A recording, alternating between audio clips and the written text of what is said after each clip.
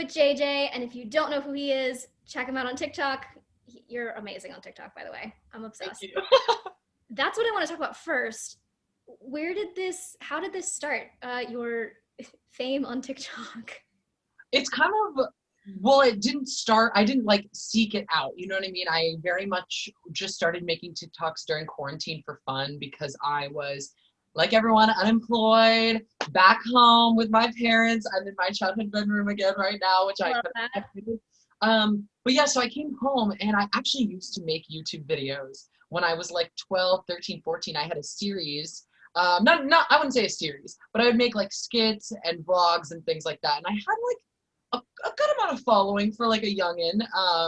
And I used to have all these wigs, like my sister is kind of as a joke, bought me all of these like wigs and hair pieces and stuff to make my videos. And they've been sitting in my closet since then. And so when I came back home and I got on TikTok, I was like, oh, I can use these wigs. I found all these like pieces and things to make little skits. And then it started really taking off when I started making my like Broadway actor mic on, mic off videos, and kind of people I think were really fascinated by the backstage. Like it's a whole world that a lot of people, it kind of like demystifies what it's like in a Broadway, at work on Broadway. And I think a lot of people think that it's like this like, you know, crazy thing, but it's like, no, we're all just like silly theater kids at heart, and we all love to like play pranks on each other and talk and be silly. And like, yes, it's a job, but also like it's exactly that, you know, it's work, but it's really, really fun. So I think that's been why people have gravitated toward it, because it's like a world that a lot of people don't know about yet, because maybe they're not old enough to be like performing in New York and stuff. So it's really been fun. I'm obsessed with your mic on, mic off videos. They're hilarious. I love when the blonde wig comes out. Yes. Yes, it is. I also want to talk about Ratatouille, the musical, which Mm. you have been deemed like Remy in this cute little casting, which I'm obsessed with. Offer only. I'm offer only now. No auditions. You know, if it happens, you have to play Remy. I don't know who else would play Remy. What are your thoughts on this Ratatouille, the musical? It's been crazy, the fact that Disney and Pixar and the New York Post and Rolling Stone and the New York Times, like all of these accounts have like, you know, all of these amazing like publications are now taking note of this and are like, it feels kind of real and it feels like it might happen. I'm nervous that Disney's gonna come in and like low-key like make it, because obviously there's demand for it and everyone's like obsessed with it, but like it was created by these TikTok creators, and like I wasn't even one of the ones. There's like dozens of people making all of the original music and making a whole, like if you YouTube it, there's someone who made a compilation that's like 30 minutes long of like all of the music in order. Have you seen that? Yes, I have. I It's listened to like a few minutes of it. it's so cool. And the other day I made a like actor mic on and off video as if we were like backstage at Ratatouille. And so I think like I do think it's gonna happen. I could see it also becoming, if Disney doesn't want to be a part of it, I could see it becoming like an off-Broadway parody type musical. And I hope that it's because it's been such a collaborative effort. I hope that like a lot of that continues. And I honestly like thought that it was ridiculous at first, but I actually think it could be really good, and I think it could happen. I was talking to someone and I was like, Star Kid will have to do something with it because there's such Exactly. parody, satire. Yes, I agree. Okay, so I want to talk about you went to Elon Mm-hmm. University for Musical Theater. You graduated in 2017, Mm-hmm. and then you booked Broadway, like right out of that. So tell me a little bit about that and that journey. That is a crazy story, and it's like really cool to be able to tell it now. At the time, it was like insanity, but it was kind of like a Cinderella audition story. So disclaimer, not all auditions happen this way, and they certainly have not for me in my whole career, but this was one of those times. So for Elon, we bring casting directors and agents to campus, and so we audition for them, and not really even audition for them. We workshop with them and do like, you know, Q&As, and we get to do our own little sessions one-on-one. And that's how I ended up signing with my agent, CGF Talent. They're really awesome. And I got in front of Stephen Copel, who's a casting director that casts for Roundabout and Jim Carnahan casting and all these things. And he is an associate of Carrie Gardner, who cast Book of Mormon. And so I guess he referred me and several of my classmates. And so like 5 or 6 of us got emails. I can't remember what it was, like April, I want to say, to send in a self-tape to Book of Mormon casting. And basically with like tap, song from the show, song of your own, some scenes from the show, all of that jazz. And then we all actually got callbacks to come up to New York for a callback. And it was 2 days after our college graduation. So our graduation was on a Saturday, May 20th, I believe. And then I packed up my apartment and flew up to New York on Sunday. And then Monday morning had my callback. And so that was basically all the same material that we had prepared, but also like a dance call with like doing Turn It Off, doing Man Up, all that stuff. And then I got a callback for the next day. And I didn't know at the time that it was the final callback. I was just like, oh, they're building their files. Like you never know when you go in for things like that. Right. It had been running for 7 years. I was like, who knows? And so yeah, I'm trying to think. They also definitely called my agents to tell them like, he looks a little too contemporary. Like I was wearing like a tank top in the dance calls and stuff. They were like, can you wear a collared shirt and stuff? So went out and bought a collared shirt from Lululemon to audition in. And then the next day I did all the same material, but just in front of all of the team pretty much. And they also filmed it to send to like Casey Nicholaw and other people to sign off. And, basically after that, while I was there, there was like the dance captain pulled 3 of us into a room. And I learned later on that that was kind of the swing test. And he pulled us into a room and taught us a different combo from the show, tap combo, and taught it really, really, really quickly. And that was him kind of trying to see, okay, how detail oriented are you? How quickly can you pick up choreography? Because if you're swing, you have to learn 7 tracks and you have to learn all of this craziness and very quickly.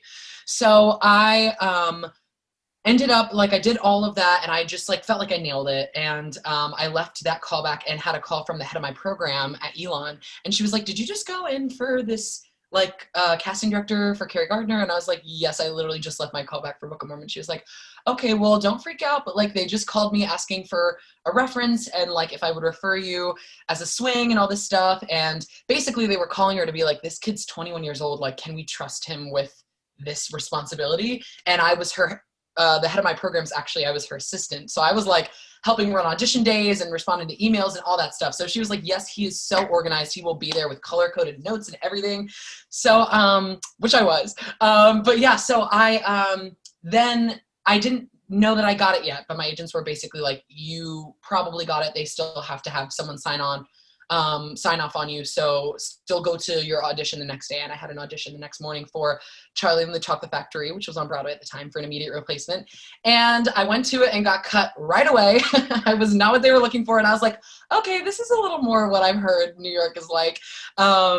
And then I literally left that audition after getting cut and had a voicemail from my agents that I booked Book of Mormon. And they were like, you will report to the theater at 3:00 today to sign your paperwork and start music rehearsals. And I was like, excuse me? Because like I didn't move there yet. I didn't have a place to live. I had to cancel 3 or 4 months of work around the country and all this stuff. And so like my car had my entire apartment in it back in North Carolina. And so I had to ship my key back to my parents and it was crazy. Like I just had a carry-on suitcase with me. So it was a whirlwind, but like truly was an amazing thing to get thrown into. And it was just like, I was in the right place at the right time and exactly what they needed, you know? It's just so interesting because I think I like to ask the question of, you know, how did you get the role? What was your audition process like? And everyone's story is so insanely different because, you know, there's never that perfect audition. You have to just roll with the punches. So what was it like with your debut? Because your Broadway debut was a little not what you thought it was going to be, right? Right. I ended up doing it a week earlier and a different track than I thought I was going to be debuting in. Right. So like the tricky thing with learning a show when you're a replacement, and especially as a swing, I was like just in a music room working with the associate music director and basically sight reading the show. And he'd be like, okay, well, this track, you're going to be learning the tenor 2. So you're going to be the middle line or the bottom line in 2 parts, or top line in 2 parts, the middle line in 3 parts, and the second from the top in 4 parts. And I was just like, oh my gosh. So I would just record it all and then go home and drill it. And then with the dance captain, it was me in a studio with him. He would bring in the number line, and he's like, okay, so today we're going to do 2 by 2, and you're going to do this move at 8, then cross to 12 on the other side. You're going to partner with this person, cross in front of this person, but behind this person. And I was like, who are these people? Like, what? I had never even seen the show until after I got hired. And so making my debut was crazy, because that's obviously, some people, when you're like a lead, you get the luxury of having a full put-in rehearsal with the whole company and all that stuff. But my debut was my first time doing quick changes and in costumes with mics, wigs, moving set pieces, the orchestra, lights, like, and everyone on stage. So it was like crazy. And also having to debut 7 different times with the different tracks, it really did feel like a new show each time, because I was doing completely different things, was changing into different costumes in completely different areas. It was crazy. And going back to what you were saying about there's never a perfect audition, I feel like the recurring theme in terms of auditions, and like I feel like the people have their best auditions when you are going in with like no expectations. Absolutely none. You're like, yeah, I'm here, just and like, you know. And that's how it was. It was literally like, I had never seen the show, and I feel like a lot of people think of Book of Mormon like, oh, I need to be like, talk like this, and I just went in and was myself, and they were like, great, like you weren't putting on anything that you thought you had to, and I didn't build it up in my head because it was my first New York callback. So I think there's a lot of power to that, and people always have really good auditions when they're like kind of low stakes about it, but still prepared. It makes it easier for the casting directors too, I'm sure, because they're like, great, they're not trying to be anything, we can just see them and whatever that is. Yeah. So, well, that's awesome. And you've done a lot of regional theater, and I wanted to chat a little bit about that, because I think I've slowly been learning here at school that regional theater and stuff like that is just as big and as important as Broadway, but I don't think everyone gets to hear that. So I want to know a little bit about your time in regional theater and doing stuff at the Muni and things like that. Oh my gosh, I love regional theater, and I love that you said that, because so many people build up Broadway to be like, it's like a keyword that like is the name recognition, like, oh, Broadway, but like truly just point blank, Broadway is commercial theater. A lot of the most amazing art happens at the regional level or off Broadway, or those kind of things that won't necessarily cater to like tourists, and Broadway has to cater to tourists a lot of the times. But yeah, I had a great time at the Muni. That was after my sophomore year of college, and I had a blast there. It is really crazy doing outdoor theater, and that has like, it's like a 12 or 13,000 seats. So it's huge, and you're sweating your butt off. And I was in Hairspray, so we were in like suit jackets and wool sweaters and stuff. And I was like, we would just be hanging our clothes. Like, I've never sweat so much during a show in my life. So that was a lot of fun. And also, I think summer stock for people in college, if you have the opportunity to do it, because it is the best way to really like get a professional experience, but also like you're really, really put to the test. And I worked at Pittsburgh Civic Light Opera the summer before my senior year of college. And I remember saying to my dad when he came to visit to see me in shows, I was like, I don't think I've ever worked this hard before. Like, I don't think I have ever or will ever have a job that is this hard, because we were putting up shows. It's like an easy bake oven there. You have like 8 days to rehearse an entire show, and then you do a week of shows. And while you're doing those week of shows, you're rehearsing the next show all day during the day. And so it's kind of like trained my swing brain. I was like having to do all of this stuff. And the fact of the matter also is that like we were doing shows like Shrek, and we had to do Shrek where you have a dragon, you have transformations, you have magic, you have a turntable, you have crazy quick changes, there are a million costumes. And we at PCLO, you don't do a tech rehearsal. All you do is a tech run. And so you have one rehearsal on stage to do the entire show. You have about 4 hours to try to run the show with the first time in costumes, with sets, with lights, mics, all of that stuff. And if something crazy goes wrong, they stop. But if you like are quick changing and you're late for an entrance, you just keep going and you get on stage when you can. And then you have an audience the next day, and it's absolutely bonkers. And so like doing something as crazy as that and everyone's running around frantically honestly prepared me so well for my Broadway debut to be doing something like that, where I was like, I didn't have ample rehearsal. You know, I had a lot of rehearsal time, but I didn't have, you know, all of the tools necessarily to succeed. And I kind of just had to wing it. And like, that's a huge thing you have to do in theater. And you, again, fake it till you make it.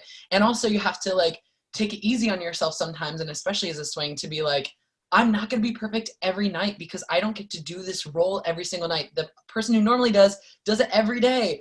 But like, you have to, you know, it's hard for people who are perfectionists and have anxiety and all those things. And like, I definitely was like that, but I had to like some days be like, you're good, boo. Like, you did it. You got through the show. Right, right.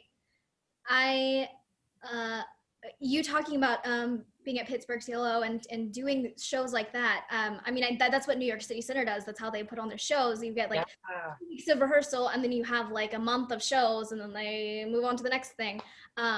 And I think that it's so important for people to know that, yes, you know, not that you have to go to school for this, and you really don't have to, but it's helpful.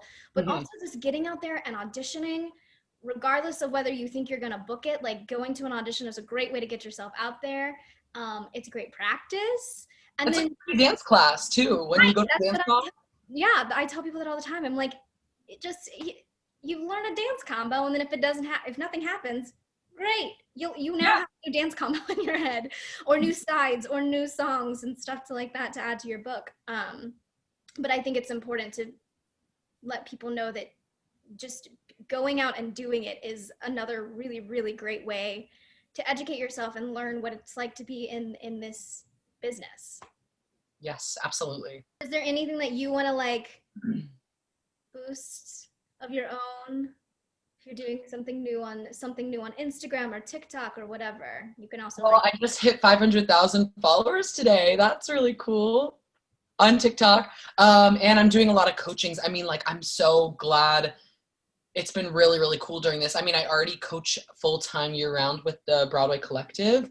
And so I got to like this fall/late summer get 35 different students through their college pre-screens and that whole process, which was like so special.